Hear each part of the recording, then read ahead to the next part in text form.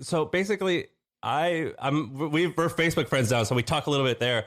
But I first met you at HustleCon, I think, this event that I hosted in 2019. And you're one of the best people we've ever had. We've had hundreds of people, and I'll tell you why. Two things. The first, I think you spoke right when. So this is Max. He started Grammarly. We'll do an intro in a second, but I think you spoke when you guys had just raised maybe $100 million at $1 billion valuation or something like that. Is that right? Yeah, that was 120, and we didn't disclose valuation at the time. Yeah, but if I had to get, you didn't. But I think I'd heard rumors, and like I just am guessing it was like in that range, and it doesn't matter. But basically, I made a comment to you. I'm like, that's pretty cool, right? And you kind of replied back. You weren't cocky, but you were very confident and still humble. But you kind of had a grin, and I forget exactly what you said, but it was something like, yeah, it's going to get much bigger too. And I loved that like subtle confidence. And then at the event, what you talked about, I don't even remember the title, but the idea was basically like you're an engineer, but you've done a really good job of like evolving past just engineering. And you like said, this is how like I engineer like good products. And this is how like everything you looked at was from an engineer, like about reverse engineering different stuff. And I thought that was incredibly fascinating. Do you remember what I'm talking about? Oh, yeah, I do. I remember that. I actually use that mantra a lot inside the company as well when we look at different markets and where to go next. And it's just a universally good framework that works for many things. Yeah, just kind of looking at things narrowly, identifying the sweet spot, and then just going broader from there. So this is Max Lytvyn. He started this company called Grammarly. Before Grammarly, you had another company called like Blackboard, I think, right? That was not my company. That was a company that bought my company. So my company was My Dropbox, not to be confused with Dropbox. It was a plagiarism detection company, and it was bought by Blackboard in 2007. And then they spent 2 years with Blackboard, kind of a part earn out, part just being there. And that was like a compared to Grammarly, a mild success, right? Like it was financially good, but it wasn't like this huge multi-billion-dollar company. Oh yeah, that was just a start. It could have grown big, but education was at that point a relatively difficult market to be in and wasn't as big of a market. Plus, our product was fairly narrow. It was just doing one thing for one group of people. So we kind of saw that it can grow to this point, but further it's going to be very slow and very difficult. So that's why we decided to sell. Plus, we had bigger ideas. And you started Grammarly, and at this point, can you reveal how big it is? Because I like it's shockingly large. Yeah, so we raised at 13 billion valuation, and we disclosed that valuation. I still think it's a conservative one. Why? Because Grammarly is a very non-standard company and very non-standard product. It's easy to see it for less when it is. And that's kind of reflected often in perceptions of everyone, of investors, of sometimes even potential team members. We have to explain why it's big, and but that also helps with less competition. Well, and by the way, you guys bootstrapped it for a long time. So like you and your co-founder, like it's not like you own like 4% of this company. You guys you own like a very substantial amount. So like, actually, so you're on paper, you're probably a multi-billionaire at this point. It depends on whom you believe. There is some information that's not fully accurate. But we managed to keep significant portion of the company with the founders and employees. Employees own actually quite a lot. When I heard about Grammarly, the reason why I wanted you to come on to the podcast and at HustleCon is because I think my reaction is the same reaction most people in business had, which is like, A, this is just a Chrome plugin. B, this is just spell check. Like, there's no way that either of those things are interesting. And then I learned about it, and I was like, oh, this is like way bigger than, it just looks like that. It's way more than that. Did most people were like, were most people dismissive of like it just being a Chrome plugin? Some people are dismissive, quite a lot. And I wouldn't say dismissive. It's not like completely, oh, there's nothing. But underestimate the impact and the importance of it. And that's an interesting conversation, always very similar, because they kind of think, oh, this is a good product, this is a cool product, but not for me because, well, I know what I'm doing. And then they try it, and it helps. It helps in material ways, and especially when you measure results. Because, when you don't measure things and just, typing away, it saves you from an embarrassment or helps you phrase something more clearly. Kind of, yeah, that's cool, but what's the impact of that? Show me the money. But when it's done on the business scale, and it's measured and it's kind of assessed, you can see like percentages, improvements in different metrics, productivity, satisfaction, so on. And that adds up. That adds up pretty quick. We bought it at the Hustle, so I had it for the whole company. I don't remember what it cost, but I remember seeing the bill every month, hundreds of dollars a month. And everyone loved it, and I loved it. I still use it. So like I totally buy it. I totally, once I started using it, I was like, oh my God, I get it. But one thing that I've always been fascinated with is just plugins as a business.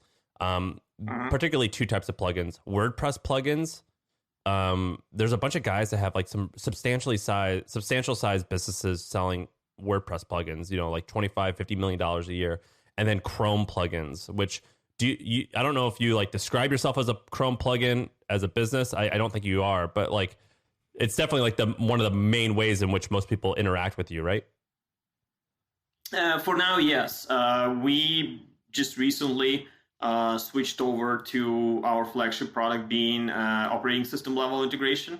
So it works similarly to Chrome plugin, except it integrates with all the apps, not just web apps. So that was a big switchover that happened in December, so just about a month ago. So that expands the surface area for Grammarly. Now it's in Microsoft PowerPoint and Oracle applications and wherever you want, basically.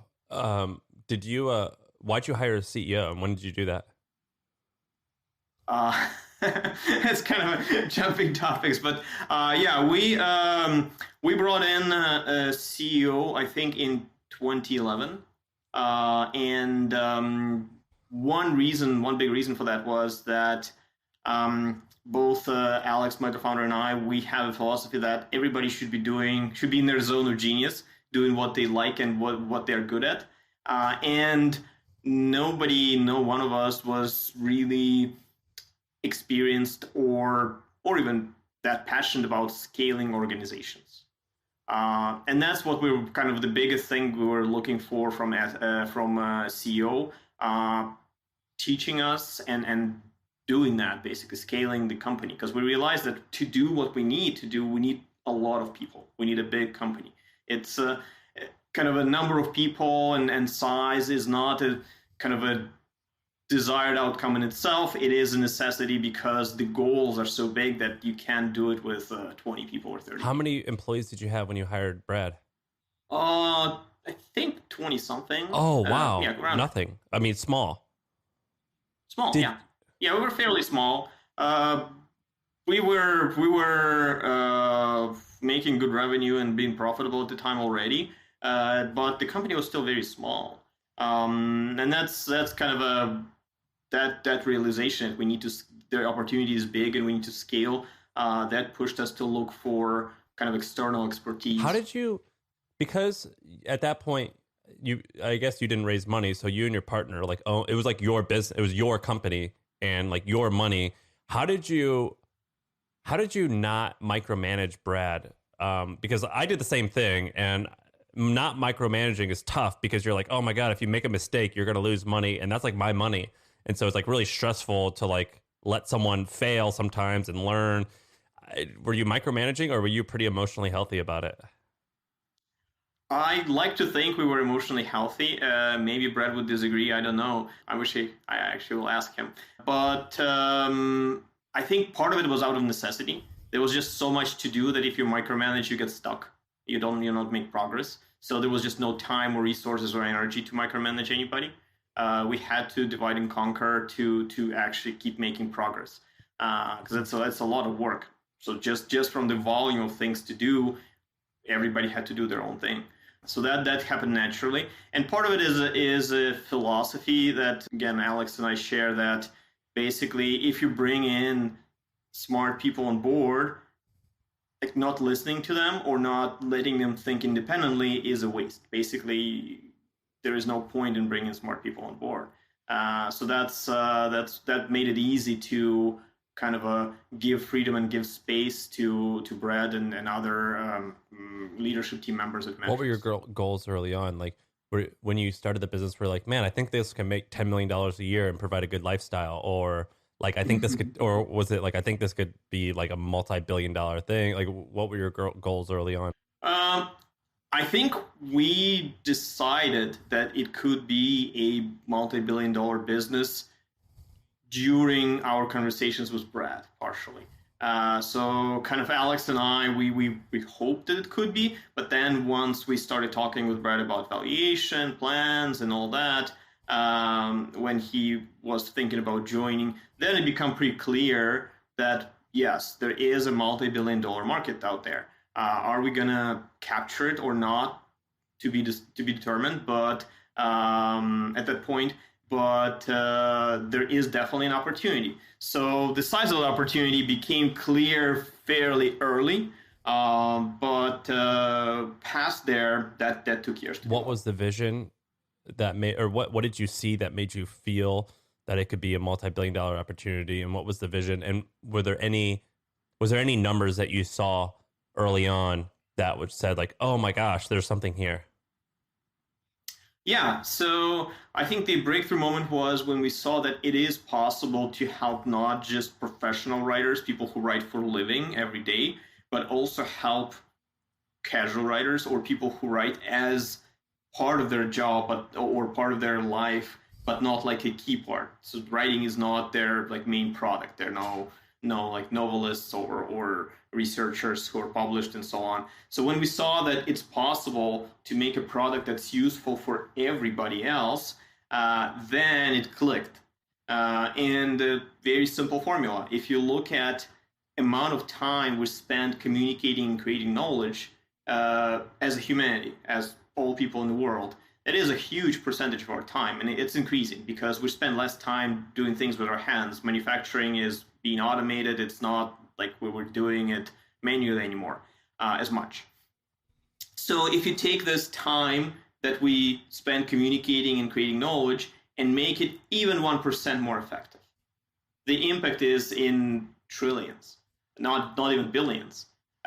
So can we do something that makes communication 1% more effective on average for everybody? That doesn't sound impossible. That sounds like something's doable. That's doable. So we decided. I had that same insight, except I did it in such a horrible, worse way. So basically, I learned how to be a copywriter. So like I read books on copywriting and like on persuasive writing. And my theory was like, oh my gosh, like with texting or like online dating, I was single at the time and 21. So it was all about like dating. I'm like, oh man, if I were to learn how to write better in my messages to girls who I match with, like my life is going to be better. And then I was like, wait a minute. If I learn how to write better, I could sell more stuff. If I learn how to write better, I can make people feel emotions about like this cause that I want them. I'm like, just writing better, like it changes, it makes life more practical, but also it makes you think better. So like if you have an idea for something and you're forced to write it out, you'll see all the holes in the idea and you'll force yourself to like lay it out. And so I was like, oh, I'll teach people how to write better. And so I created a course on how to write better. Of course, like obviously creating a software product was out of my league, but like that was clearly the better move to do. But the same insight was like everything that we do is via a text, whether it's a text message or an email or a website. And even if it's via like the spoken word, I have to write that anyway. So like writing is like the most important thing that you can master. I just wish I would have approached it in a software way as opposed to just selling a $300 course. Yeah, software is more scalable. That's true. And actually, what you said about writing, it also applies to speech. When we do user research, we notice that people who use Grammarly repeatedly adopt patterns of communication, more effective patterns of communication, and translate it to non-written communication as well. So, for example, if Grammarly keeps suggesting that you don't use kind of a wordy or vague or weak sentence structures, you stop or reduce use of them in speech as well. So kind of good habits rub off and translate to other modes of communication. So here's my opinion. So have you ever heard of copy work? No. All right. So in like the 1700s, 1800s, and up until like 1910, one of the ways in America that we would teach children how to write well is the same way that we would teach them how to play an instrument. So if I wanted to teach you how to play the piano, I'm not going to say like, go ahead, like go write a piano song. I would say, well, let's play Jingle Bells. Let's learn how to play Happy Birthday. Then after that, we can move to like some more pop songs that you really like. And then you do that for like 2 years and you like see patterns and you like understand, you just copy other people's music. And in doing that, you see patterns. And then eventually you're like, oh, I know the rules to the game now. Now I can decide to follow them, to break them, but I can make my own. And it's the same thing with writing. But we don't do that. And so what that means is I think one of the easiest ways to learn is you find great writing that you really like and you just literally copy it by hand. And in doing that, you like see the patterns, and that's called copy work. It's not a very popular way to learn how to write now, but in my opinion, it's one of the most powerful. I would say Grammarly, in a sense, it's doing that because in real time you're learning, but it's far better than just saying like, go and write, like just like spend a lot of time writing your own stuff. I think copying other people is far better. Anyway, it's something I've been playing with. I'm not a lot of people have heard of copy work. I thought maybe you would have, but it's like not very well known.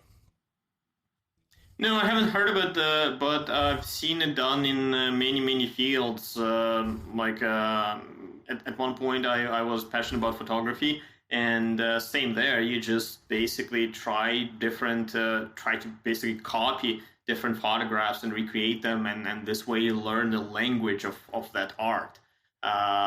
So yeah, that applies to many areas. How technical were you and your co-founder? Were you technical enough to build the first handful of iterations? So I was very technical. So for example, the previous plagiarism detection company, I wrote the core algorithm and most of the code originally, most of the kind of back-end code, not the front end. But when we were working on Grammarly, I don't think I did any production code. I coded some of the like experiments, landing pages, payment, checkout process, like some stuff that you don't even need to code anymore today if you didn't want to. Yeah. So I coded some of that, but I didn't code like a real production grade stuff. Mostly because I'm not formally a software engineer. I'm a kind of a self-trained coder, but kind of building a real complex software is not my thing. Plus, I had to manage the business full time. So when we started out, I was responsible for finance, marketing, like pretty much like lots of things. Like basically, everybody has to wear a lot of hats in a small company. So the running the business occupied pretty much my whole time. So was no time for. So you just hired did you guys just self-fund it and hire a couple people to help build the first version? We hired quite a significant number of people. We also had a technical co-founder on board, DEMA leader, who helped build out the technical team. So he was responsible for the technical side initially.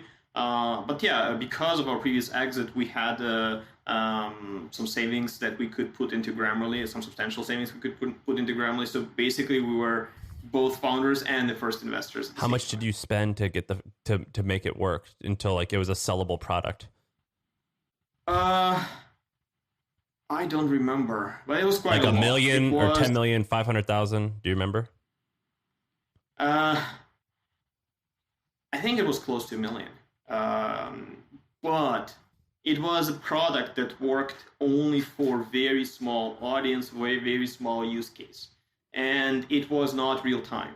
So basically what happened was you write a book, a chapter of a book, because it couldn't check the whole book at once, or you write a research paper. You submit it to the initial, like the old Grammarly, and then you go make a cup of coffee, and then you drink the cup of coffee, and then you wait a little bit more, and then it spits out the result.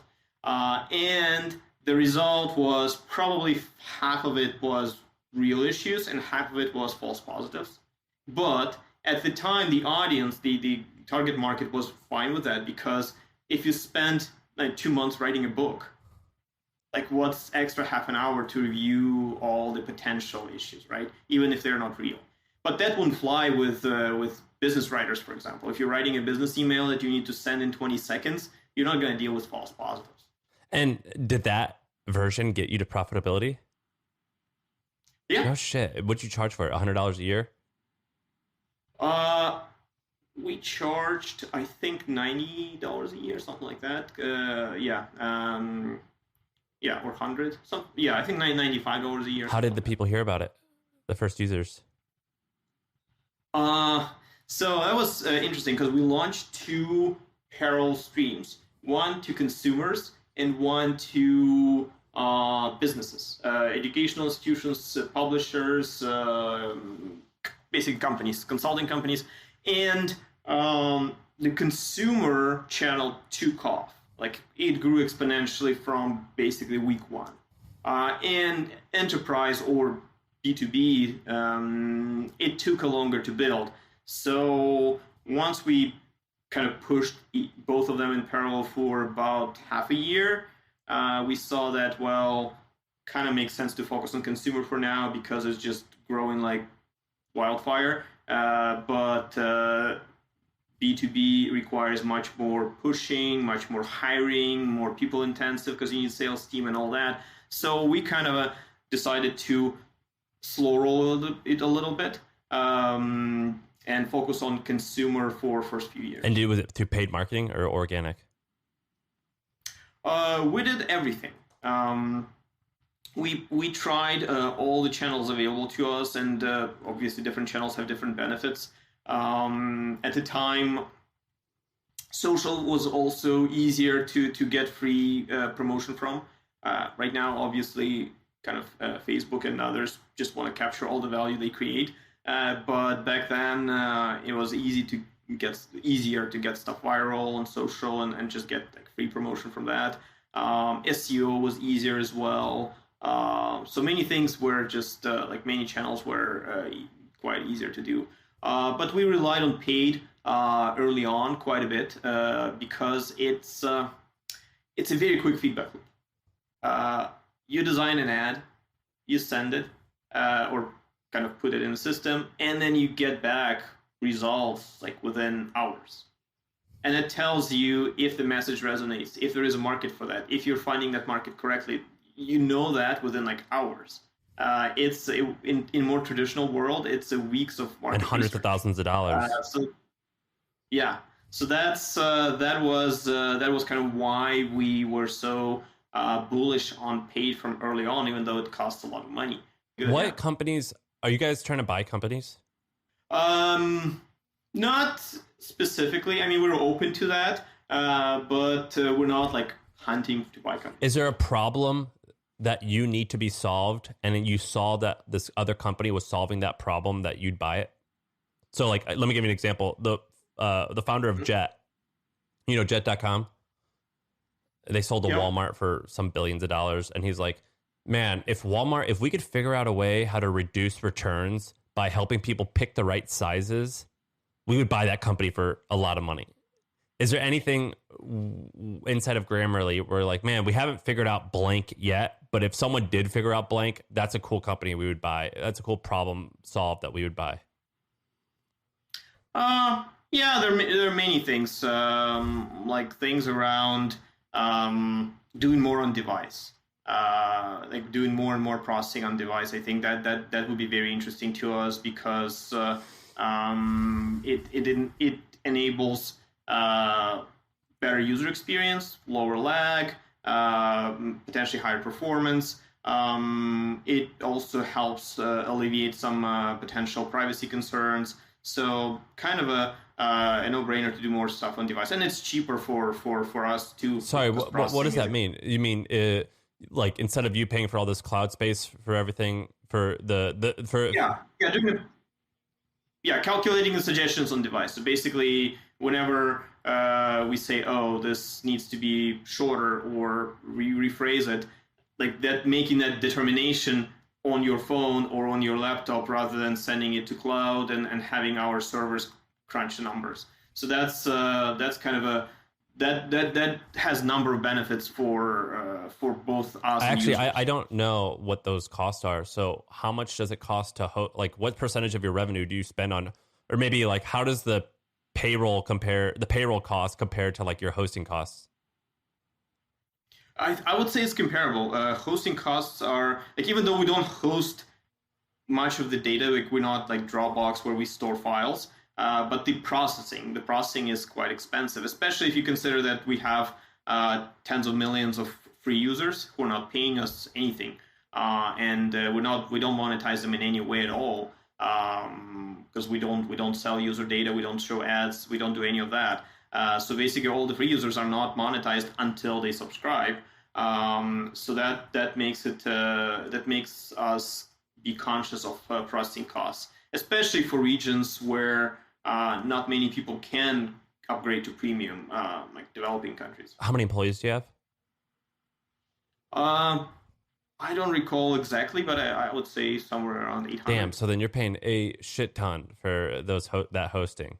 Yeah, I would say it could be less than payroll. I don't remember exactly, but yeah, it is a significant amount. I mean, supporting that many users and providing a reliable service, it does. Who do you pay? It's mostly Amazon. Isn't that crazy, man? Like it just runs the internet. It's crazy. Well, yeah, we evaluate from time to time, bring in some things in-house. And actually some things we do have in-house, not necessarily like the hosting infrastructure, but like some model training and all that stuff we do in-house. So we look into that. So it's not like we're just Amazon and forget it. But it is an effective way to scale business. It is an effective way to run. Yeah, it's just like crazy that it always freaks me out a little bit that like we used Cloudflare, and I remember one time Cloudflare went out and like our website was dead, and so was like a quarter of the internet. Yeah, it is this concentration. It is kind of scary. Yeah, it freaks me out a little bit. Yeah, it has its benefits, but it is a lot of places have a single point of failure for significant portions of our infrastructure. Are you and we'll wrap up here in a second, but I asked you about Hemingway earlier. Do you view them as competitors at all? Not really, no. They do something that's similar and something that's basically part of what we do, and number of people use both products simultaneously. So we don't view them as a competitor because they don't take business from us. So it's not like competitor. Who do you view as a competitor? Who do we view as a competitor? Well, the biggest one is complacency, just people not realizing that they can benefit from this. I think that's the biggest thing, that's by far bigger than any other competitor. But other than that, once you get to a certain size, everybody becomes a potential competitor. Because, when you look at big tech companies, they all compete in some ways and all do some things that are similar or the same. So that's kind of the mindset that basically at any point anybody can become a competitor. Yeah, but are there any? I've never seen any like upstarts or any small companies try to compete with you guys. Is there many? There's some, but most are focusing on either a niche, like primarily for a specific market, and I think that's a good way to start. And obviously, we're watching them and seeing what they're doing right, what they're doing wrong, and so on. There's similar products. Microsoft, I think, has a similar product, but again, it only does part of what we do, so it doesn't take away much business from us, if any. So I wouldn't say that there are any kind of direct competitors at this point. I'm not too worried about competition, frankly, because it's just such a new field that most of the market is just untouched by anybody. Cool. Well, thanks for coming on. We're gonna wrap up now, and I'm gonna let you know when this is live. It should be live in like a week, I think. But I appreciate you coming on. It means a lot. Great. Thank you. Thank you so much for having me.